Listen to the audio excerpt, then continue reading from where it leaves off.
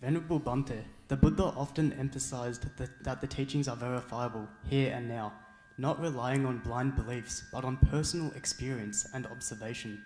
How can young people approach the Dhamma in a way that allows them to personally verify these truths for themselves? And what role does direct experience play in understanding the Buddha's teachings? Bhante, before I just you give the answer, I just would like to highlight we decided to focus on this question because most of us, we think religion as something that is purely approached through blind beliefs. Like, you have to take that leap of faith to accept something, and there is no, throw away your logic and reasoning. So this is why we asked this question. Thank you. Yeah, thank you for that question. So if I rephrase the question, in order to follow Buddhism with proof, and in order to follow it deeply, it needs to make sense. So we can grasp it, right?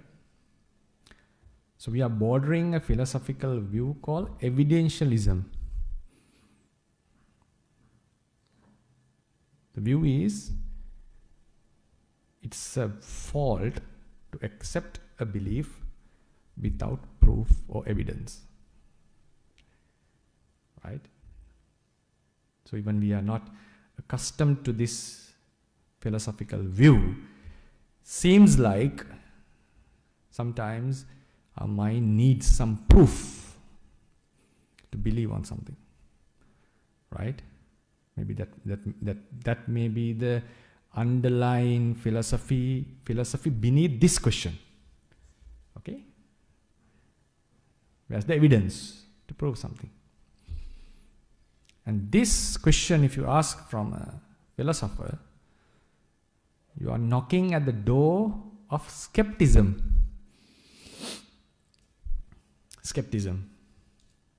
So I'm going to open a door of skepticism that you will have no clue how to answer. Go, get ready to the journey, okay? Listen carefully. So there are three sources of knowledge, basic three sources of knowledge. Subjectively three sources. Without these three sources, you cannot gain knowledge. One is sense experiences. Agree? Yes.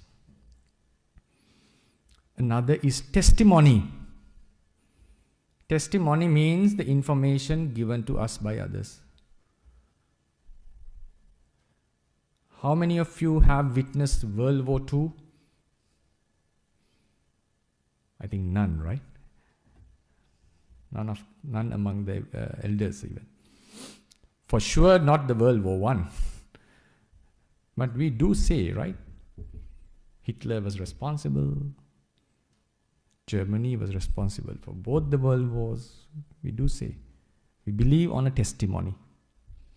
Something that others say. And third source of knowledge would be your own memory. You have experienced something from your senses and you are able to recall it. The question here is, can you trust these three sources? Can you ever trust these three sources, and can you prove them they are true? You would say, sure, I can prove them. They are self-evident. That will be your answer. In order to prove something, you cannot prove something based on itself. If I say I'm a good person, is it a proof for my goodness? No. There has to be some independent proof or fact that elaborates my goodness.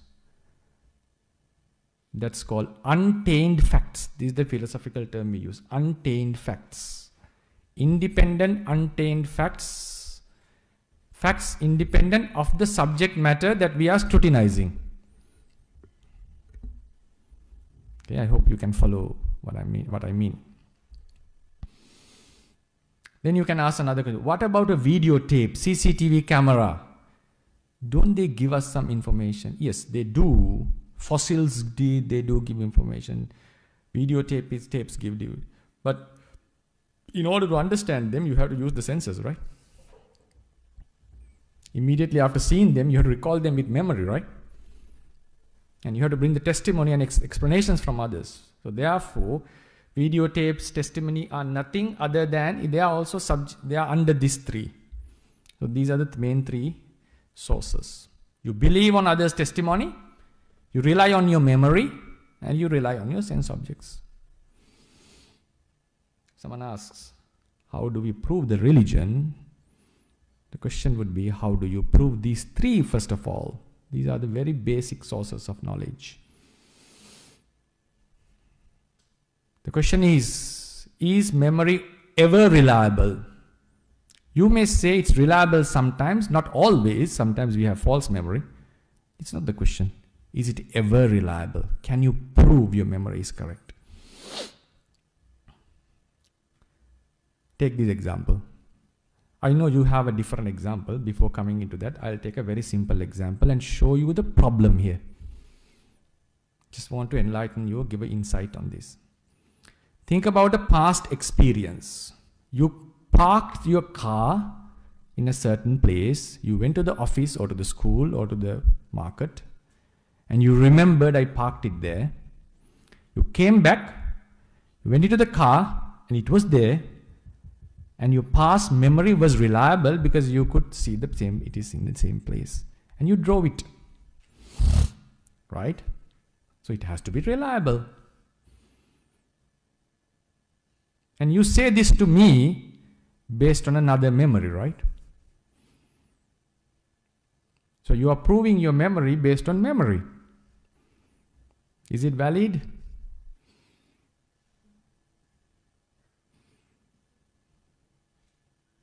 No. Okay. Cannot be. Okay, another example. I know it's a difficult journey. Please give attention to me, okay? You have to think very much. If you have a question, please raise your hand immediately. I'll give you the opportunity. I would like this to be a discussion. If you have a question, you please raise your hand. Any of you? Okay.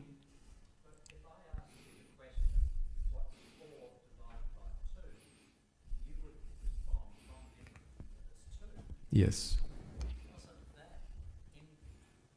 I'll come to that. Isn't that indicative of a functioning, workable memory? I'll come to that. Thank you. Okay, I'll come to that. Because I told you, I'm giving a very simple example. You will have more counterexamples. Now we are coming to the deep aspects. I'll give you another two examples. Little bit, be patient a bit, okay? Another example. When I was a child, my teacher used to tell me, "Oh son, you have a very good memory." I remember that. It's a testimony. It's a testimony, right? Then, even now, people used to say, "Yes, you have a good memory." Okay, forget about my memory about what teacher said. So what the teacher said, it's a testimony, and it's been proven by another testimony of another person. They also say, many people say, "You have a good memory, Bhante." Okay, so I remember that. So it seems like my memory about the teacher seems to be correct. Because I remember my teacher saying the same testimony, and another person giving this, it's confirming it. Okay. Now we have to prove the testimony.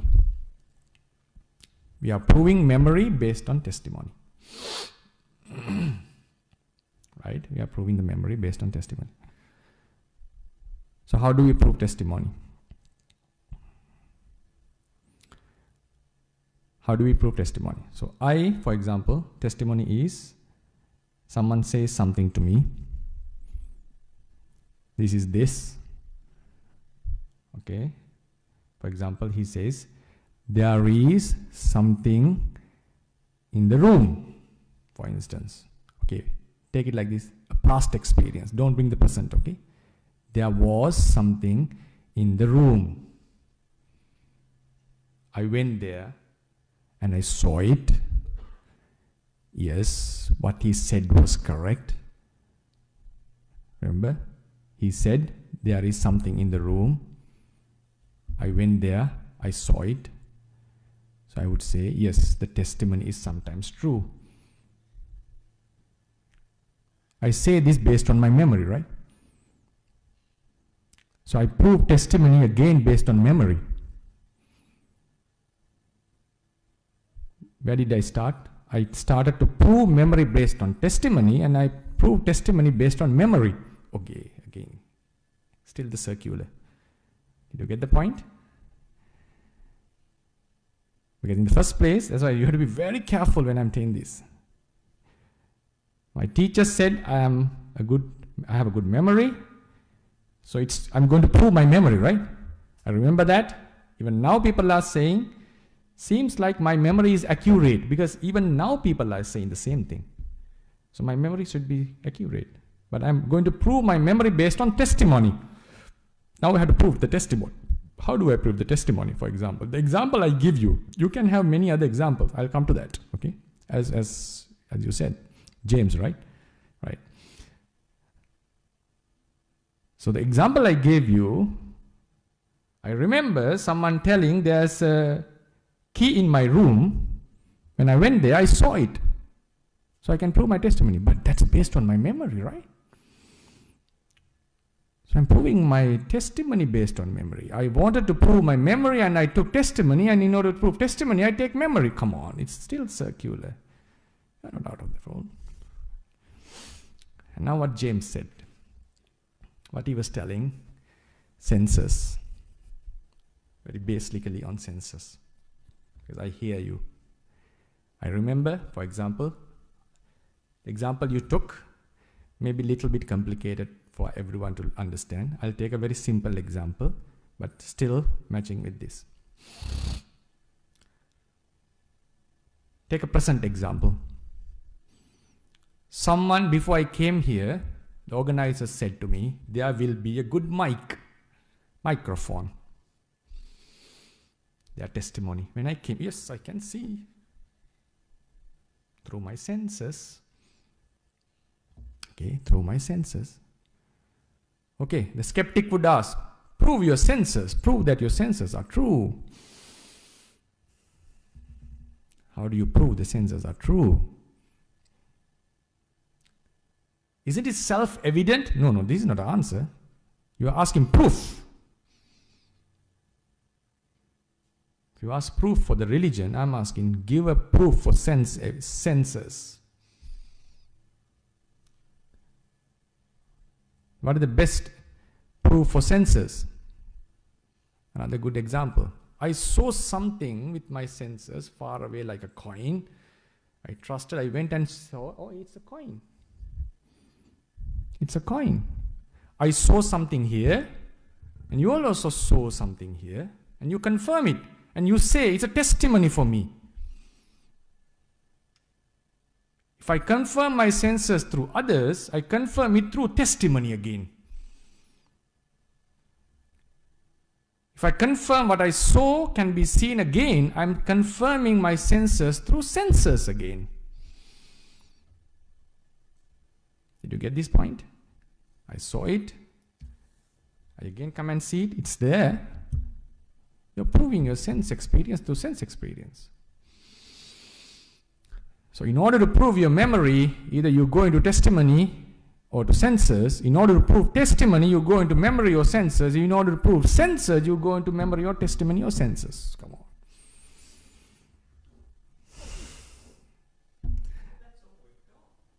That's a good question. This is a question that has been haunting the human civilization for millenniums. No one has ever come with the answer for this. Don't worry about that. Okay. So where are we heading? You cannot have evidence for everything. What is evidence? I appreciate your answer. That's all we got. What are you talking about? You're talking nonsense. This is not nonsense. If you ask for evidence for everything, that is nonsense for me. You cannot prove even your senses are true. Even your memory is true. Even every testimony is true. If you ask for untainted, independent evidence to prove something, forget about a religion. Forget about science. There's no way in the world you can prove the senses are true. There's no way in the world you can prove the testimony is true. No way in the world you can prove the memory is true. So, first of all, keep that in mind. And what is the answer? As James said, one philosopher recently have developed an idea called truth preserving theory. It's a very complicated theory. Anyway, the nutshell would be, if you follow this theory, you have to reject everything. And you cannot believe anything. And you go nowhere. In order to reject everything, there has to be some proof. There is no, because you can doubt, but you cannot surely say it's wrong. So there's no clear proof to reject or no clear proof to completely doubt everything, because it seems like the things are to the otherwise. So some philosophers think, as you said,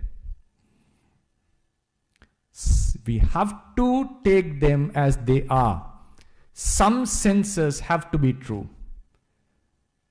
Some memory has to be true. Some testimony has to be true. Not always. Some sources of knowledge has to be true. How do we come into this conclusion without proof? So when you ask the question from a religious person, where's the proof? Always keep this in mind. You are calling your mother, mother, without any proof.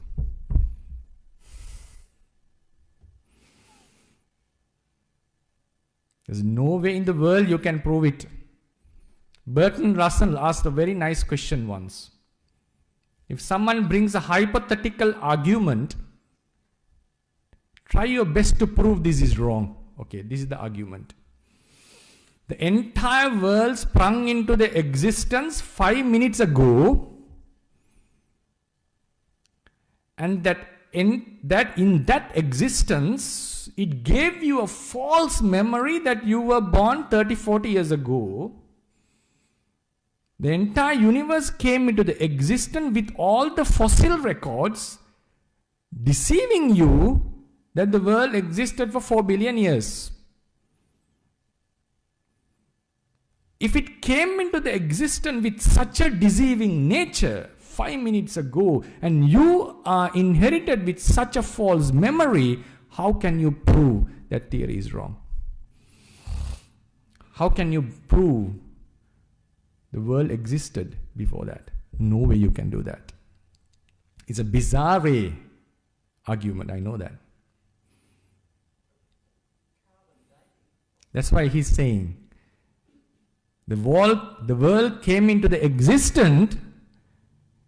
If you date a carbon, it will indicate millions of years, and it came into the existence 5 minutes ago. That's how it came into the existence. I know it's difficult for you to grab this idea. The world came into existence with a deceiving nature that it existed for 5 million years. Another one brings another argument. If this is entirely a dream, can you prove that it is not a dream? In order to prove a dream, you have to wake up from the dream, right? If this is a long dream that you are still asleep, dreaming, okay. These are called radical skepticism. First I brought source skepticism. So what I just want to say is, I know this will take you nowhere. You may ask the question, what do you want to say? What I want to say is, Even the very basic things in the world cannot be proven with independent facts. So now I will come to the question. So how do you know, how do you prove a religion something to believe? For that, first you have to understand, for certain things you don't have proof. There are something called subjective experiences. I'll just talk about Buddhism. Buddhism speaks, advocates within a realm which you can understand only through subjective experience. What is the subjective experience? That is through introspecting. And how to prove it? Yes, the topic will go longer. I'm doing injustice to the other questions if I keep on speaking on this, right? I know you will be interested. If you are interested, if another question comes, I will go forward. So the point is, my answer would be, you will not have proof, 100% accurate proof. Come to your question, right? So there have to be, it's a subjective thing that you prove for yourself. Certain things can be proven objectively, I understand. But even you go deeper, a skeptic can still screw you and say, no. Still there's uncertainty. That will be always there. So therefore, always understand, you will not get proof, 100% accurate proof for everything. Yes. Talking about the question, if you answer this way, like if you surrender yourself. Surrender yourself. Yes. Surrender. Okay. Yes. Okay. And follow the path. Mm-hmm. Then of course you're going to experience something that is like what Buddha wanted us to experience. So isn't that going to be a proof at the end if you surrender yourself first? Yeah, that will be a subjective experience. That will be a subjective experience that is proven to yourself only. Right? To yourself only. When they ask the proof, I know how this question comes. This question comes from a scientific background. Are you asking questions in a beaker? You can put something and show the color. This is the color of karma. This is the color of rebirth. Okay, and I can see this. The being died here and was born here. That kind of proof, empirical experiment, no. So the proof that they were asking were something objectively. That's what I said. No, these things cannot be proven like, because even you are proving it objectively, still a skeptic could ask, how could you trust your senses? They can still ask this question, right? So therefore, what I just wanted to emphasize is, searching for proof is not the best way to evaluate a religion. You have to have the philosophical argument in order to prove or disprove something. This needs a lot of mental effort. Just to follow, no need, just follow it. But if someone is asking the question, how do you prove it? I assume and I expect the person to have the mental stamina. If he asking from me, I accept the person to have the mental stamina to have the philosophical debate with me. Right? That's very vital. Because you are asking a very deep question. How do you prove? How do we come with proof? How can I prove? When there's no way to prove your memory, testimony, or even sense experiences 100%. So how can I prove such a thing? So my message is, Buddhism talks about a non-material conscious thing that is beyond the scientific equipment.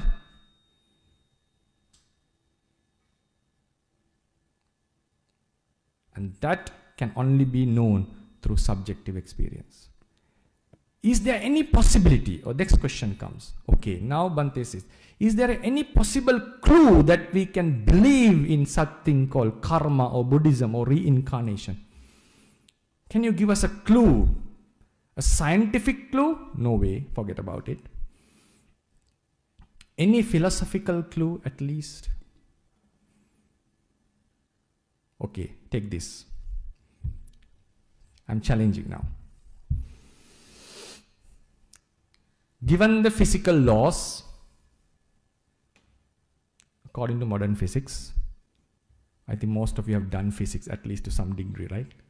Even when you are doing medicine, you have to do some physics, right? Right? In basic schools, right?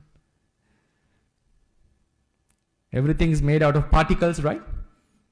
What are the subatomic particles? Yes?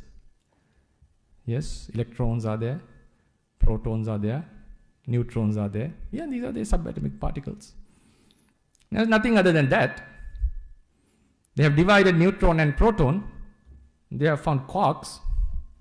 And they are given the standard model. What is the standard model? The entire universe is made out of 17 particles and one field. I don't know whether you are aware of that. 6 quarks. Top, bottom, up, down, charge, strange, charm, something like that. 6 leptons, electron, muon, tau, and 6 neutrinos, counterparts of the electron, muon, and tau. They are neutrinos, electrically neutral charged ones. 6, 6, 12. Then we have 4 bosons. Those were called mesons.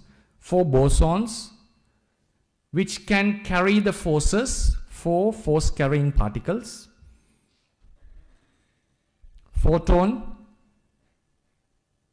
We have gluon, Z and W boson. You can go and check in internet if you want. If you don't trust me, if you don't trust my testimony, you can trust the testimony of Google, right? At least. Then there's a recently found particle in 2012, Higgs boson, and there's one field called the Higgs field. And this constitutes 5% of the entire universe. This also includes the antimatter. Not to talk about that. Then the remaining 20%, 25% has to be considered with a certain matter. The scientists are not aware of it, so the word they use is dark matter. Dark, we don't know about that. 25%. And the exponential growth in the universe indicates that there has to be a certain energy against the gravity, and they call it dark energy, 70%. Okay. There are forces, 4 forces, gravity, electromagnetism, strong force, weak force. This is the standard model. That's it. Given the physical laws, relativity, everything, beyond the atomic level, above the atomic level, if you apply all the laws with these particles, the entire universe is determined. Have you ever thought about that?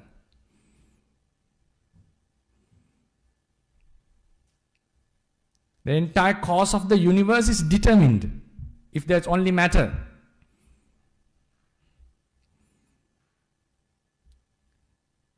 At the level of quantum physics, quantum mechanics, things are random. Go beyond the atomic level, things fall under general relativity and special relativity. Things can be determined, predicted, 100% predicted. If there's only matter, this speech has been determined from the day of the Big Bang. That's how the laws happen. physical laws. If you have any glimpse of hope of change in the future, we know we are heading towards global warming, right? We want to change it. We think Aborigines doesn't have enough rights. We want to change it. Social structure, environmental structure, physical structure, whatever you want to change, if it is heading towards some direction, if you think you want to change the course of the future, according to your desire, if you have any hope, you have to have an immaterial element which violates physical laws and which can influence the matter. That non-material thing should be able to take decisions, and it should be able to influence the matter based on its decisions and change the course of the future.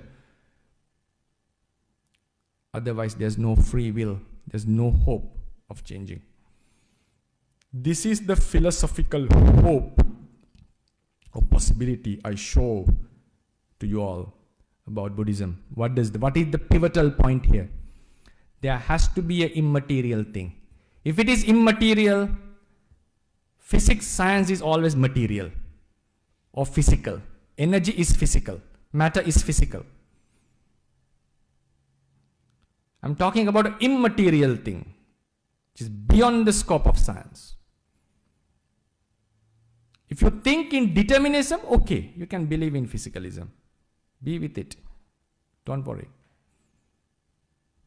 Happy destiny.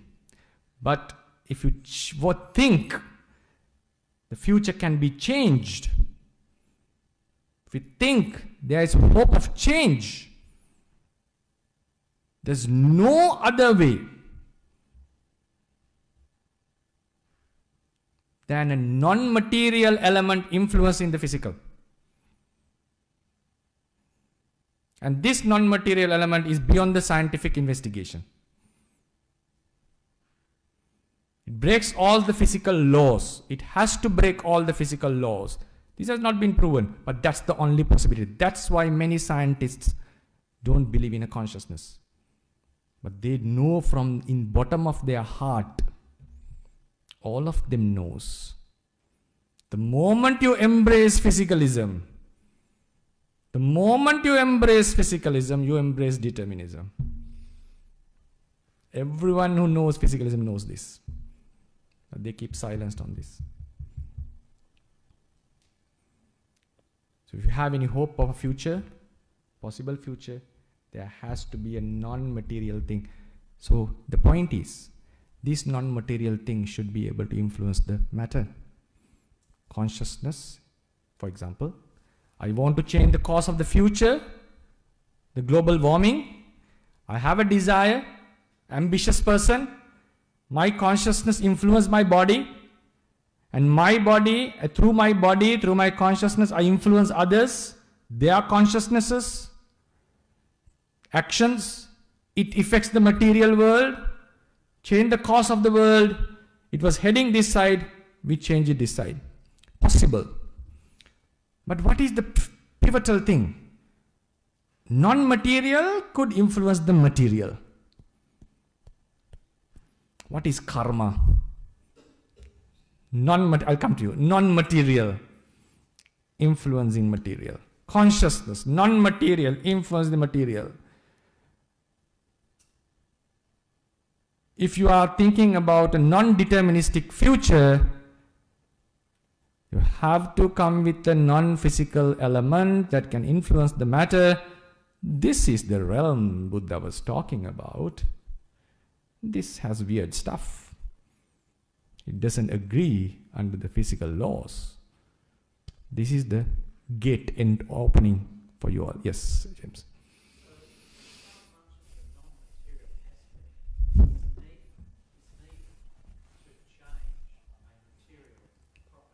How much? So, for example, if you use this non-material aspect to change global warming, Right. how much force or how much of this non-material aspect would you need to change global warming? That depends on how much material change that one person can make.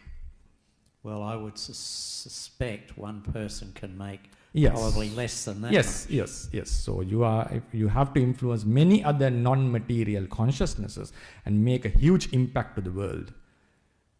So then, in that respect, aren't you using your senses? And Yes. so then, where is the non-material force or aspect? Non-material force associates the matter. You cannot locate it and show this is it. It can express itself through the senses. Okay. It gets the information through the senses. Okay. Yep. It depends on the matter, but it's not matter. All right. Thank you. So I'd like to add, is that covering, so you talked about non-material influencing the material. I think in science they talk about consciousness derived from the brain, derived from material. So then even consciousness, you could break down those particles and you could get to an even finer level where even consciousness, that non-material could be described in terms of material. So thank you, Sudesh, for your question. You opened another gate. Okay. I like this discussion. Okay. Avasara Swaminathan. Yes. One question. Does this have to be something connected with Chitta Niyama as well? The unmaterialistic? Yes. When it comes to the non-material thing, Buddha has talked about Chitta Niyama, Karma Niyama and Dhamma Niyama. 3 niyamas are connected. Yes. Okay. And this can only be known through the non-material can only be known through non-material. Okay, right. Yes, that's another very good question. Now I'm going to open another topic. Think sharply, okay? René Descartes. Consider the father of modern philosophy. He was a rebellion, actually, I would call. He gave the answer. Okay, he thought, whatever our parents, forefathers have taught us, if they are wrong, how can I know? Why I am believing them? Why I am following blindfoldly? I will believe something only that can be proven without any doubt. Without any doubt. If I can doubt anything at the slightest level, I will not accept that. Example, there are a basket of oranges, beliefs that we had. If I can doubt them at least to a very little degree, I put them into this doubting basket. So it's emptying all the beliefs. He's a radical person who didn't want to follow his parents or ancestors. He was challenging them. Okay, then he had a very simple testing. What are the things that I can trust for sure? Far away objects, small objects, with my experience. He was going through experience of senses, okay? Because science was not developed to that much in those times. 17th century. 17th or 18th century. So he thought, okay, far away objects. If something deceives me at least once, I'm not going to trust it anymore. That was the point. That's why if someone cheats you for one time, you're not going to trust him, right? He said, if any object cheats me or if any of the senses cheats me, I'm not going to trust it. Far away objects, small objects. Sometimes far away I see water, but when I go there, it's just a mirage. Small objects on the wall, I think it's an animal, but it's just a mark. They have deceived me. So far away objects, small objects, I'm not going to trust them. Okay, doubt them. What about the bigger ones, larger ones? My body, my hands, the fact that I'm wearing clothes, the fact that I'm sitting on a chair, the fact that I'm giving a speech. Can I doubt it? Yes, there is a place that it deceives me in a dream. Sometimes I fly in a dream. I have flew in a dream actually. Right? I thought I'm the Superman after watching Clark Kent flying when I was a child. Yes. Very happy that time, right? A different body, different clothes. It's just a dream. So even the bigger object, if this was his doubt, if this is a dream that I'm experiencing everything, how can I prove it's no? One can bring a good argument. You cannot prove it's wrong. You cannot prove that it's wrong. Because in order to prove the dream is a dream, you have to wake up from the dream. If this is a non-waking up, wrong dream, okay, sorry for that. Okay, all the bigger objects, larger objects, who put into the other basket. Still he said, even if this is a dream, there has to exist few objects. What are those few objects? According to him, okay, don't ask questions from me about this, okay? My final aim is something else. Final aim is just few steps ahead. So he thought, even if in a dream, 4 things have to exist. Mathematics have to exist. 1 + 1 is 2. Even if this is a dream, that's true.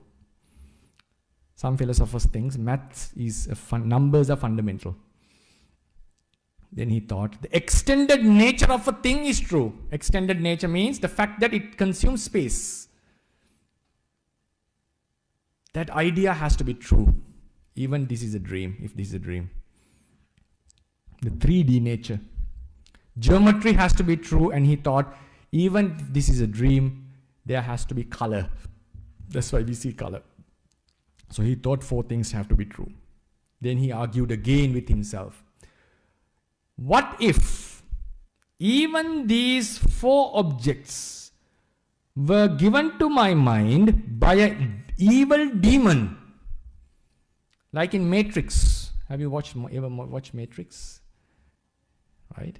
The childs from the birth were captured and plugged into some kind of machine, and they experience a visual thing, right? So likewise, if a demon is completely putting all this geometry, mathematics and everything into the mind, could they be also illusions, these 4 ideas? Then he thought, yes, possible, maybe. Even not in a dream, because he's so advanced. He created mathematics. He created geometry and gave this idea to my mind. He said it can be. He thought. Okay, you may have arguments on that, but he thought.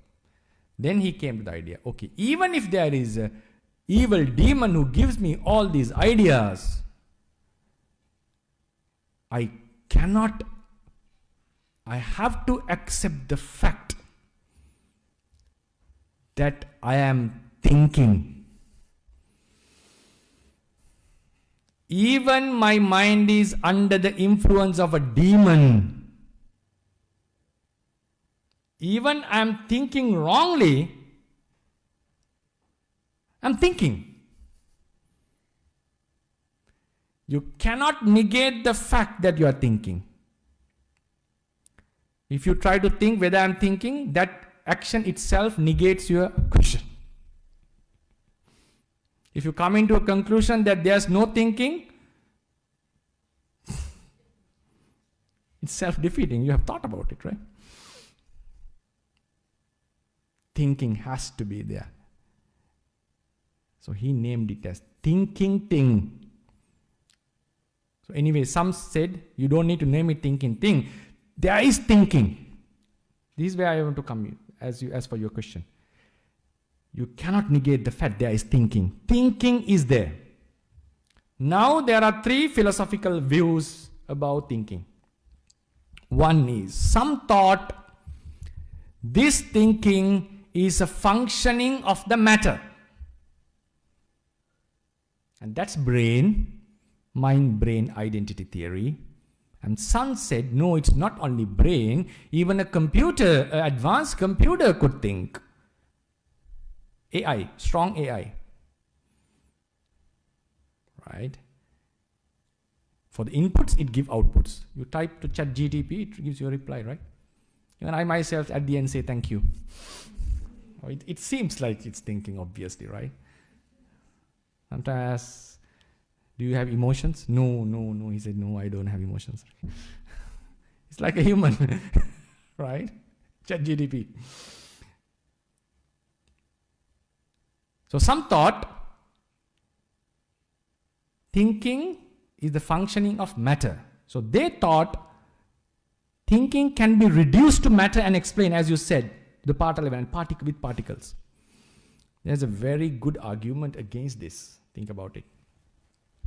This argument is based on inputs and outputs. You give an input, it gives an output. If something, you give something to the brain, it gives the output. You give something to the computer, it gives the output, an output. So we think it's thinking. That's the capacity of the brain, or that's the capacity of the computer.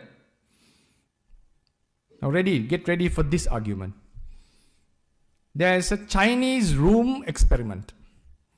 What does it mean? This is a room. Okay. In this room, it's covered. I'm here. I have no idea about Chinese. Once I tried to learn Chinese, I gave it up. Right? So I was told, you will be given certain questions from this door, and you have to answer from the other door. They will give questions from Chinese letters. I have to answer with Chinese letters. I have no idea about Chinese, but I am given with a book of codes saying that if these shapes of letters come to you, answer with these shapes. Looking at the book, looking at the question, I'm a smart guy, for example, okay. And I'm giving. I look at the shape of the letters, write them and give. Saral asked this question. Okay, you run this Chinese thought experiment room for 1 year, 5 years. Ones who are outside will surely think, Bante, who is inside, knows Chinese, right? Because I'm giving the perfect answer. I have no idea what Chinese is. I'm just following the patterns. What do you think? What happens in a computer? Do you think the computer really understands what you mean? It's just answering to the 1 zeros or digital something. Doesn't have the understanding. So you cannot just explain consciousness based on inputs and outputs. There have to be something called understanding. It has to be a qualia. Qualia means the experience that you have, the understanding you have about something. For example, with a computer, if you keep on asking the same question, it will keep on giving the same answer. But if you ask the same question 10 times from a man, you will get the punch next time, right?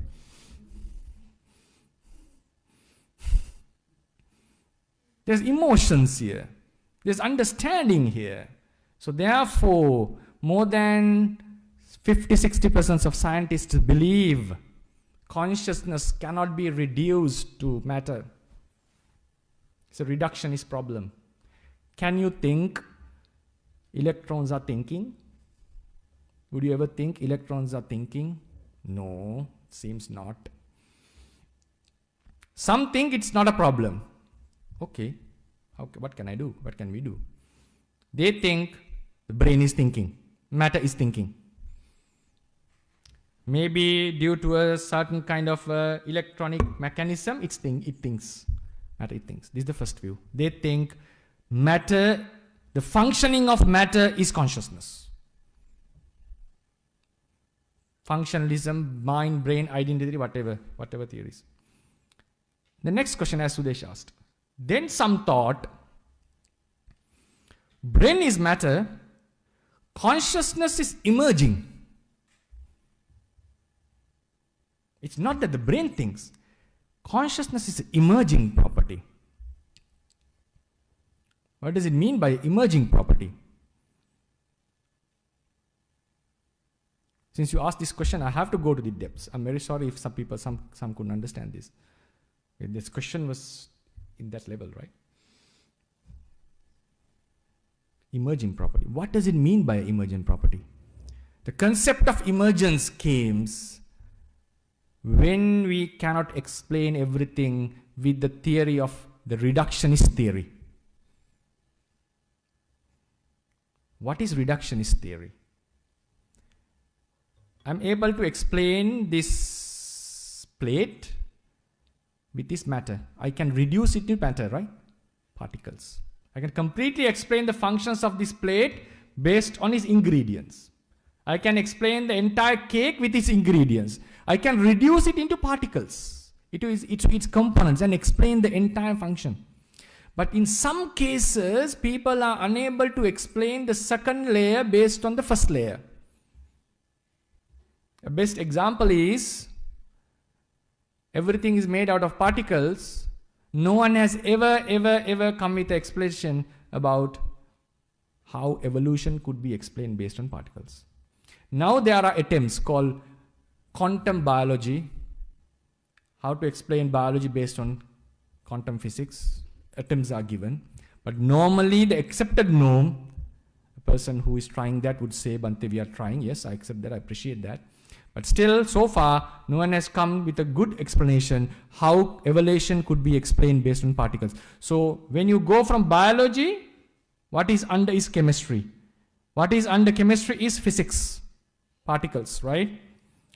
So sometimes you will not be able to explain chemistry based on physics. A basic example, entirely you will not be able to explain. H2O, H and O combined, you get H2O. H is a particle, O is a particle. A combination gives you a liquidity. Because of hydrogen bonds, you will say. Liquidity is a new property. You have to accept the fact that it's a new property. You'll be able to say it's because of hydrogen bonds, but you can see it's different. I'll just add, with H2O, it depends on the environment as well. So it's a combination of H2O and the environment. So if the temperature is cold, the H2O will be expanded, right? It will be ice. So if right. it's liquid, it will be. If it's within a certain, if it's in the liquid right. phase, it will be liquid. Right. So there's an interaction between right. matter and temperature. In the certain, just to add, in the normal temperature, H is a gas, O is a gas. You combine these two, they are just particles. You combine these two in the normal temperature, appreciate that, you get a new liquid.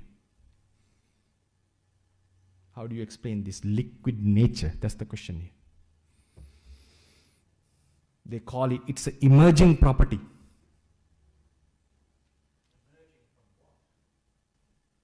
When it comes to an emerging property, means you are not able to explain its characteristics based on the ingredients. That's called emerging, yes. Yeah, emerging means the place where you cannot explain the second layer with the first layer. If there's an explanatory gap, some scientists suggested the fact these new characteristics that cannot be explained with the ingredients have emerged. There will be no explanation for that. So that's a fancy way of saying you don't know. Yes, it's a fancy way of saying without knowing. Yes, you are correct. So, sorry, just to go off that. So are you proposing that it emerges independently for each circumstance, or is there a particular source of emergence we can? Yeah, when the sources, in certain conditions come, we get an outcome, and this outcome cannot be fully explained based on the sources. So we see an extra characteristic here. They say, I'm not saying, they say this characteristic has emerged from this. You cannot explain it, that's the point. Evolution, for now, is an emerging property, functioning. So then, I'm coming to your question.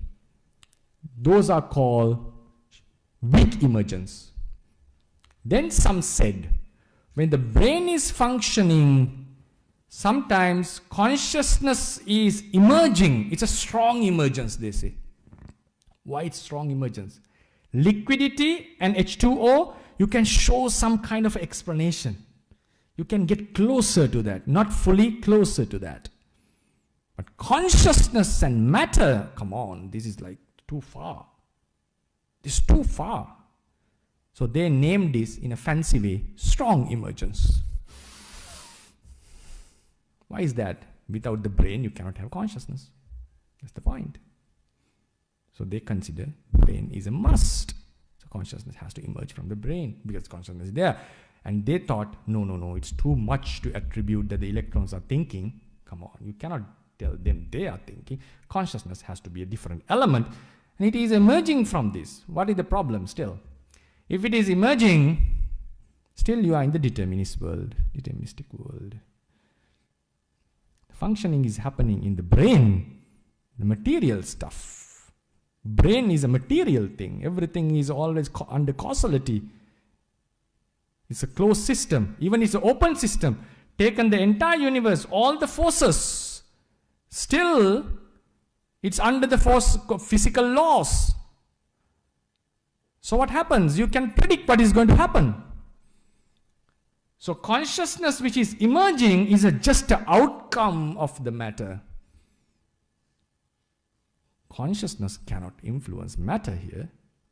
Consciousness is coming out of matter, arising with matter, emerging with matter. Some scientists think, no, still the gap is too much. So some are of the opinion consciousness has to be a separate element because it's too much to explain. It is emerging from the brain. What is the problem when you have a different conscious element? How on earth a non-material thing could influence the matter? This question was asked by the Princess of Bohemia. Please give the mic to her. Princess of Bohemia from René Descartes. How could an immaterial thing could influence the matter and cause a change? Even I don't have any answer.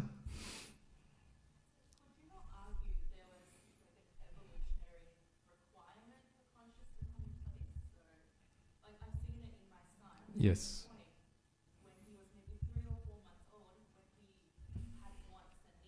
Mm-hmm. Up until then, he had no need for that.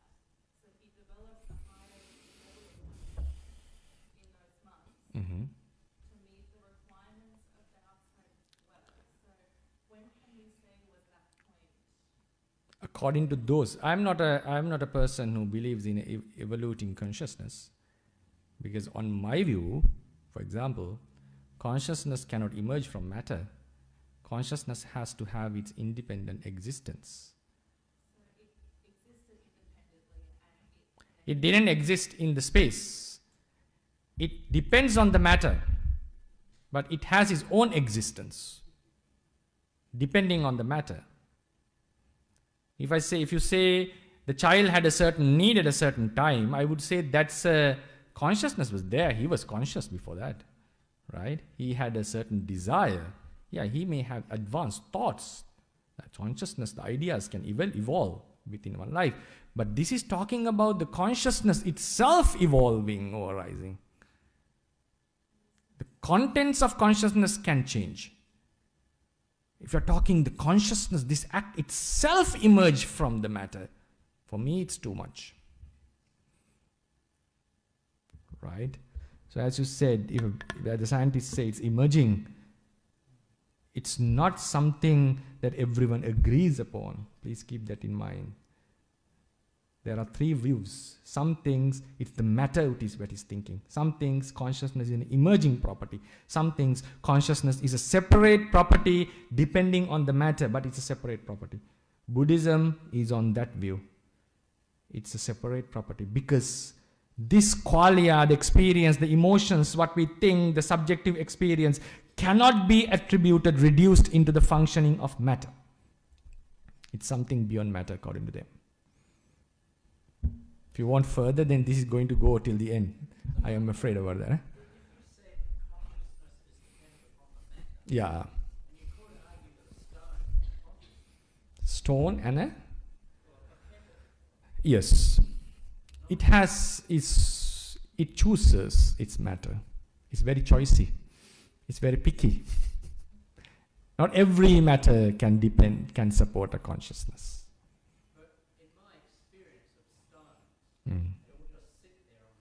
Yeah, that's why I say consciousness cannot depend on any matter.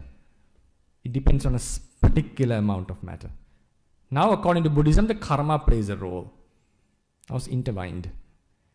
There has to be an influence of karma for the consciousness to depend upon. Pebbles are not conscious things, right? Did you get my idea? Consciousness depends on a certain particular type of matter, not every matter. Right? Yes. We're talking about karma. Yes. Buddhism is very cyclical, right? It's very cyclic, where you have a predetermined birth determines what happens to you in this birth, or it influences your life karma. Is that right? No. Could you explain that? Because that's what I've read, is that basically your karma is influenced by what you've done in your previous life, and it influences what you might do right now, and influences your next life as well. Okay. Where are you heading? So my question is, nirvana is the end, correct? It's the enlightenment is the end. You want to get to enlightenment. Where is the start? How do we start in this cycle? The cycles start, it's like Abrahamic religions, you have a linear path. You start somewhere, you end somewhere, in heaven or hell. But in deistic cultures like Taoism, Buddhism, Hinduism, I'm just a bit confused where the start is. And because there has to be an end, where's the start? Are you sure that other religions have a beginning? I mean, you're born, right? You're born as a soul. And from what I've read, of course, Abrahamic religions, If you are talking about the beginning, you have to talk about the beginning of the God.